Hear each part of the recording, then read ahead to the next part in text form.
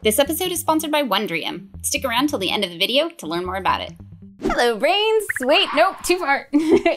I just wanted to do one last vlog in this studio. This is actually our last video here because we are moving into a new space. We would not be able to do this if it wasn't for the support and love we're getting, so thank you for that. And I wanted to show you what we did to make this space ADHD friendly and what we're now able to do to make the new space ADHD friendlier.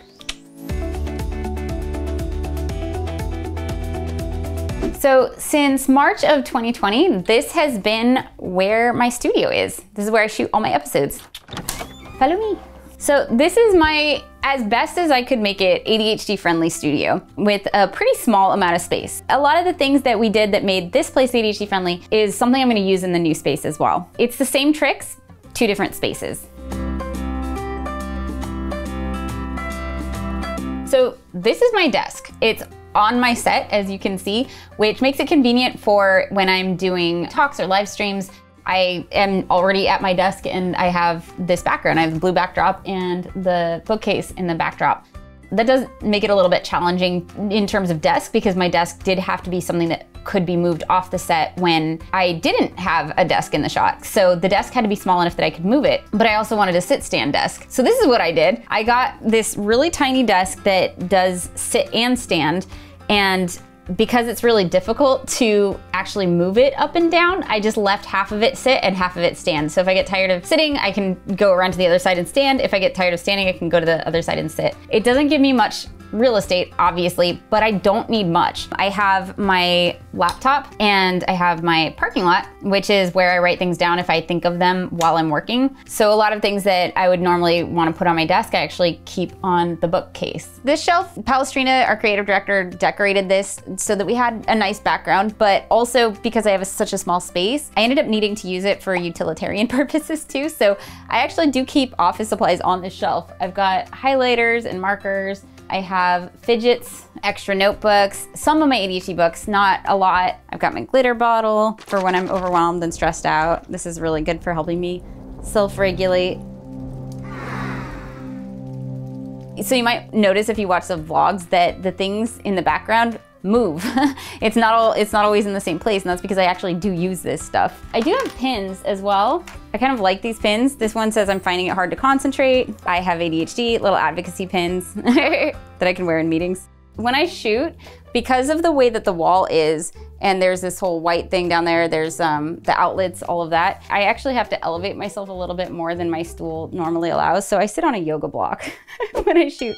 Honestly, there's just like little hacks where like, okay, you get creative, you do what works. I was seeing that stuff in the shot and now I sit on a yoga block and I don't see it in the shot anymore. It works. I'm excited to be at a studio where I don't have to do creative hacks like that just to perform the basic functions of my job. But you know, there's nothing wrong with doing it if you have to. Be creative. We're in the closet. Because it's a bedroom, it came with a closet, and so we made use of that. We picked this out at IKEA. Well, I think one of the most important things for ADHD friendliness is if containers aren't clear, they need to be labeled. The whole out of sight, out of mind thing is legit. So I have, you know, camera cords and cards, tech trash. I also have something called the Sunday bin, which was something that I learned about where if you are trying to clean up, but you don't want to have to put every individual thing away, you have a Sunday bin where it's like, okay, just throw everything in the Sunday bin, and then on Sunday, take everything out, put it where it belongs. Great idea in theory. In practice, I'm actually not at work on Sundays, so I never emptied it. Yeah, I have no idea what's in the Sunday bin. It's probably been there for 2 years at this point, because again, I don't work on Sundays. So I might change that to my Friday bin. Extra supplies, always really good to have. The sticker station is something that I came up with, yeah, long time ago. There was a time where anybody who sent me a letter, I would send them back some stickers in the mail as like a thank you for writing. But I noticed that the letters were piling up and I wasn't sending out the stickers. I created the sticker station to make sure that I had all of the supplies I needed. So there's a drawer for the letters that are coming in, then one for stickers and markers, then pens and envelopes and stamps. It's a great system. But this is a good example for, there are a lot of systems that don't work for people with ADHD, not because there's necessarily anything wrong with the system, it is a bad fit, but like something's missing still. The system works great, except there's like one step or one little thing that needs to be tweaked. A lot of the things that did fall apart, I'm gonna try tweaking them and try them at the new studio and see how that goes. And if it's still not working, then yeah, then we'll look at that. What is this? So clearly I need a laundry basket. This is honestly how a lot of my systems develop, is I realize like I am naturally putting things in a certain place, and that's probably where I naturally put them, probably where a bin should naturally go. So that apparently was where I should have had a hamper. All in all, I think it's a very functional studio. I'm very proud of it. So this is probably the least well planned out part of this whole studio because I think we ran out of steam, but come on in, this is the bathroom. This is the only non-desk area surface in this whole studio, and it's mostly taken up by a sink. Obviously there's not a lot of space for things like doing hair and makeup, but I make it work. You saw this at my ADHD Friendly home vlog as well, but this is what I use for my makeup, and that way I can bring it back and forth from home to work, but I can actually lay it out in the sink. I don't have a lot of space. I don't have like the fancy light bulbs and whatever, so I'm very excited at the new studio. I will have a proper vanity. The things I will say for the studio, that even though it's such a small space, we really did make it work. I'm very excited that we got to pick out a space that's like a good size. It has everything that we need, I think, to make it work even better. Welcome to the new studio. Come on in. I have a vanity. So there's actual space for me to put my makeup in all the drawers. A few things are different now too. This was my sit-stand desk. It has been repurposed to cover the sink because it wasn't super cute. My sit-stand desk is a little bit bigger now. Because I have a separate office space than the studio space, I can leave my desk where it is, which means I can have a bigger desk, and I can also do things like have an exercise bike. The exercise bike is amazing. It's actually a really comfortable chair. I love this thing because it's comfortable enough to sit on as a chair, but then I can also use it as a fidget. I don't ever pedal that fast, but like if I'm in a meeting and I'm fidgety, I just naturally find myself pedaling. But if I want to sit, it's automatic. I don't have to crank anything. I don't have to fight with it. I have, what do you call these things? A monitor? No, not a monitor. It's a computer, but but it's not allowed. A desktop. I have a desktop. Okay.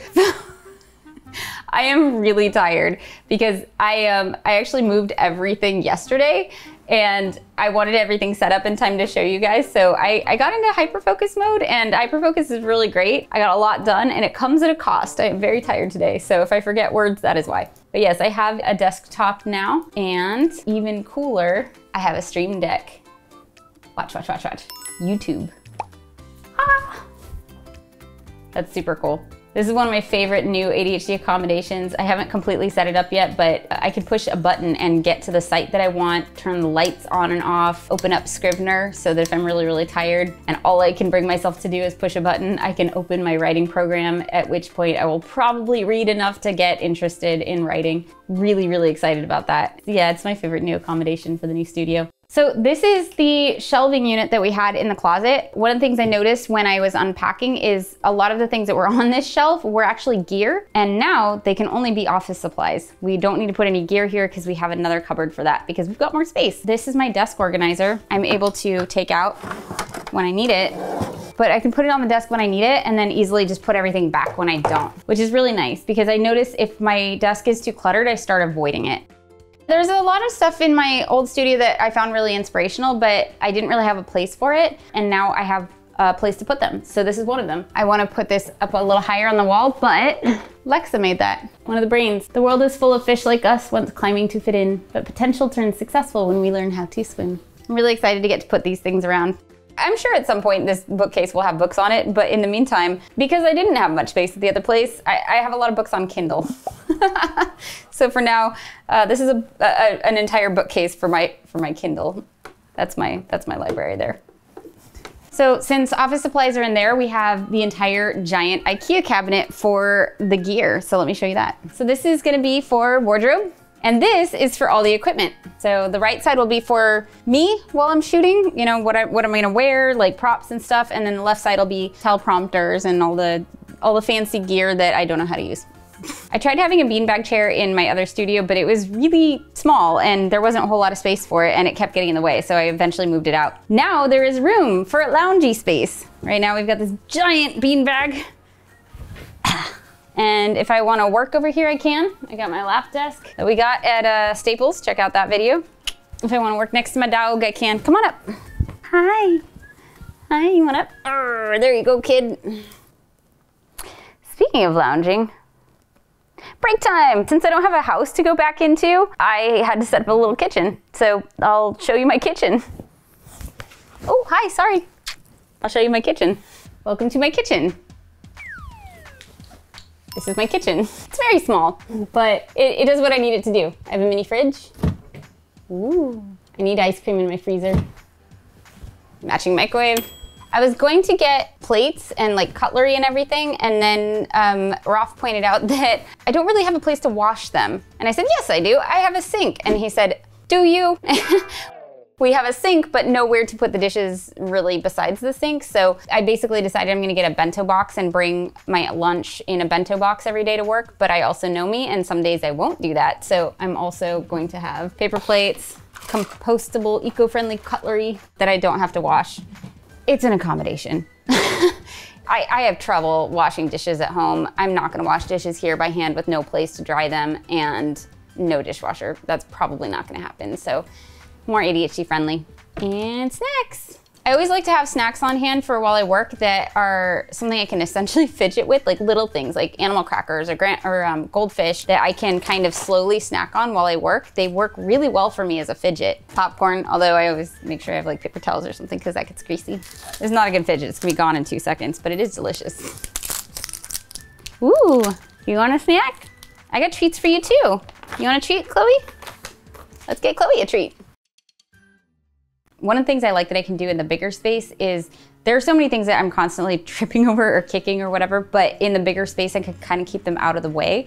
So Chloe's food and water can be underneath so that I would have to go out of my way to kick that, which is really nice. And all of the equipment and stuff, it's all on that rug and there's room to walk around it. So as long as I stay away from that rug, I will not trip over anything, I will not run into anything, and I will not die.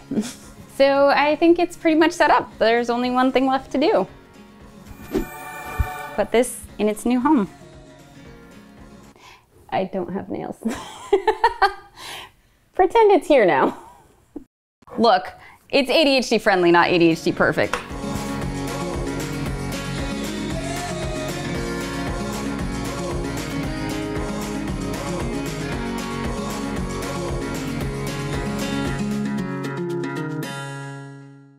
Wondrium is one of the reasons we can afford this new studio. They sponsor videos like this one regularly, and I'm also a huge fan. If you haven't heard of Wondrium, Wondrium is the rebrand of the Great Courses Plus, and it's designed for curious brains. I love it because they have a ton of courses, and anything I want to watch is included in my subscription. How-tos, tutorials, documentaries. Wondrium is where you can find the answer to pretty much everything you've ever wondered about. Now that I'm all settled into the studio, I'm refocusing on writing my book, and Wondrium is helping me get back on track. I'm a little behind. Over the course of writing my book, I've been frustrated with how much time I've wasted on editing sections. I ended up not even including the chapters. I figured that's just part of the process, but then I found this course on effective editing. It's amazing. It's taught by Molly McCowan, who's a professional editor and writing coach, and also my new favorite human. She explains that there are actually 4 different levels of editing: developmental editing, line editing, copy editing, and proofreading, and explains how it's like a pyramid, where you do the big picture editing first, improve things like structure and pacing, and leave the small details like spelling and grammar for later. She busts common editing myths and provides a bunch of helpful examples for how to get perspective on your writing and basically trick your brain into thinking it's new information, even when you've read it a bunch of times already. And that's just in the first couple of episodes. They're course materials, so it's easy to follow along. And while yes, I was technically watching this while procrastinating on actually writing my book, I think in the end, it's gonna save me a lot of time. If you'd like to check it out, Wondrium is offering a free trial right now. And again, they're regular supporters of this show, so by supporting them, you're also supporting us. If you'd like to try it out, go to wondrium.com/howtoadhd or click on the link in the description below to start your free trial today.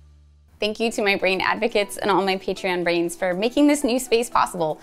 Without your support, we wouldn't be able to take the financial risk of actually getting a studio and even ordering curtains, which are not here yet, but will be shortly, thanks to your support. Like, subscribe, click all the things, and I will see you next video. I'm excited to see what else we can do. Bye, brains.